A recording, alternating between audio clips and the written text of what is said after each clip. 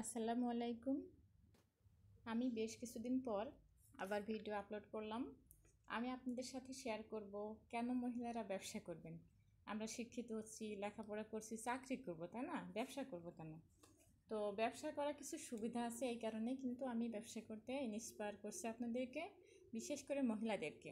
যারা পুরুষ তাদের তো ব্যতিক্রম, তাদের কাজের ধরন, তারা কাজ বাইরে করবে, এটা তো স্বাভাবিক, এটা তো কোনো না। কিন্তু মহিলাদেরকে বলছি যে আপনারা ব্যবসা করবেন।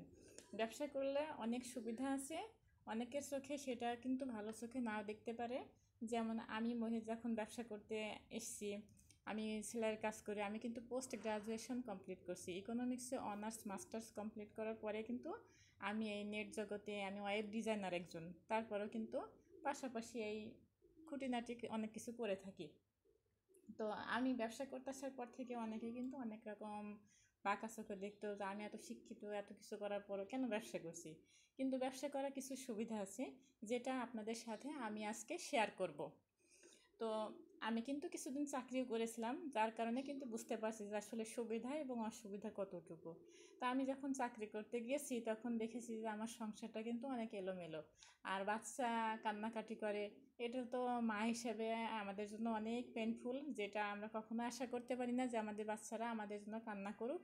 বিশেষ করে যদি কেউ ক্যারিয়ারটাকে খুব বেশি গুরুত্ব না দেয়, অবশ্যই সে কিন্তু বাচ্চাটাকে বেশি গুরুত্ব দিবে। আর বাচ্চাদের কান্না করে নিজে চাকরি করাটা কিন্তু অনেক কষ্টের। তো সেক্ষেত্রে কিন্তু আমি যদি চাকরি না করে ব্যবসা করি, সেক্ষেত্রে কিন্তু আমার বাচ্চাদেরকে আমি পরিপূর্ণ সাপোর্ট দিতে পারছি। আর আপনি যদি মুসলিম মহিলা হয়ে থাকেন, সেক্ষেত্রে তো অবশ্যই আপনার চাকরি করতে গেলে পর্দার বরখেলাপ হয়।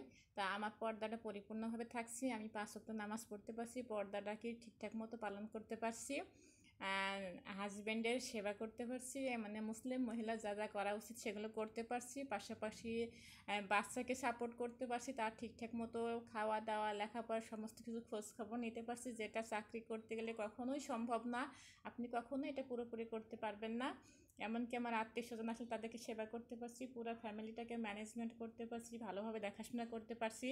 পাশাপাশি আমি কিন্তু এই যে আমার ব্যবসাটাকে কিন্তু চালিয়ে যেতে পারছি। আমার সব দিক থেকে সুবিধা। আর আমি চাকরি করতে গেলে শুধুমাত্র টাকাটাই আসবে, আর এর ছাড়া কিছু আসবে না। তো অন্য ধর্মে যারা আছেন তাদেরকে মনে করেন যে তাদের ক্ষেত্রে কিছুটা ব্যতিক্রম আছে। তারপরও তাদেরও কিন্তু ফ্যামিলিতে সমস্যা হয়, বাচ্চা কাচ্চার সমস্যা, তারপরে ফ্যামিলি ম্যানেজমেন্ট করতে গিয়েও তাদের সমস্যা হতে পারে। তো আমি মনে করি যে চাকরি করার চেয়েও একজন মুসলিম নারীর ব্যবসা করাটা অনেক ভালো। আর ব্যবসাটা কিন্তু লজ্জার কিছু নেই। আমাদের মহানবী হজরত মুহাম্মদ সাল্লাল্লাহু আলাইহি ওয়াসাল্লামের প্রথম স্ত্রী কিন্তু খাদিজা রাদিয়াল্লাহু আনহু, সে কিন্তু একজন বড় ব্যবসায়ী ছিলেন। সুতরাং আমরা কিন্তু গর্বের সাথে ব্যবসাটা করতে পারি। তো এক্ষেত্রে কোনো লজ্জার কোনো কিছু করার দরকার নেই, আত্মসংকোচন বোধ রাখার দরকার নেই, অন্যের পিছনের কথা শোনারও দরকার নেই, কে কী বললো সেটা আমাদের শোনার দরকার নেই। আপনারা চাইলে কিন্তু আমার মতো করে ব্যবসা করতে পারেন।